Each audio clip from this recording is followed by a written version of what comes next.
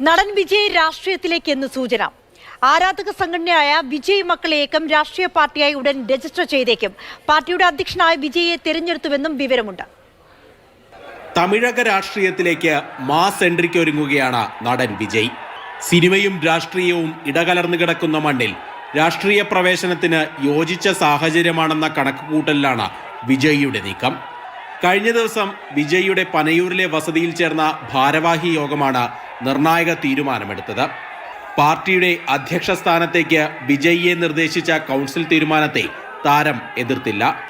പാർട്ടിയായി മാറിക്കഴിഞ്ഞാൽ ഇളയ ദളപതിയുടെ ആദ്യ ലക്ഷ്യം 2026 നിയമസഭാ തിരഞ്ഞെടുപ്പാണ്.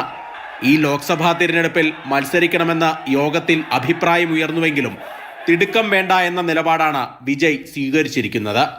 നേരത്തെ രാഷ്ട്രീയത്തിലിറങ്ങിയ കമൽഹാസനെ പറ്റിയ പിഴവുകൾ ആവർത്തിക്കാതെയുള്ള ഒരു രാഷ്ട്രീയ പ്രവേശനമാണ് വിജയ് ആഗ്രഹിക്കുന്നത്.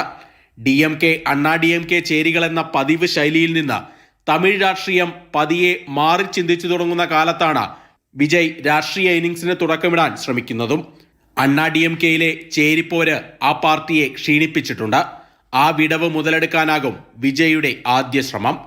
DMKയിൽ ഉദയനിധി സ്റ്റാലിൻ കടിഞ്ഞാൺ ഏറ്റെടുക്കാൻ പോകുന്നുവെന്ന സൂചനകൾ കൂടി പുറത്തുവരുന്ന സാഹചര്യത്തിൽ തമിഴ് രാഷ്ട്രീയം ഒരു തലമുറ മാറ്റത്തിന് തയ്യാറെടുക്കുകയാണ്. അതുകൊണ്ട് തന്നെ രാഷ്ട്രീയത്തിലിറങ്ങാൻ ഇത് തന്നെയാണ് നല്ല സമയമെന്നുള്ള കണക്കുകൂട്ടലിലാണ് വിജയും ആരാധകരും. മാതൃഭൂമി ന്യൂസ്, ചെന്നൈ.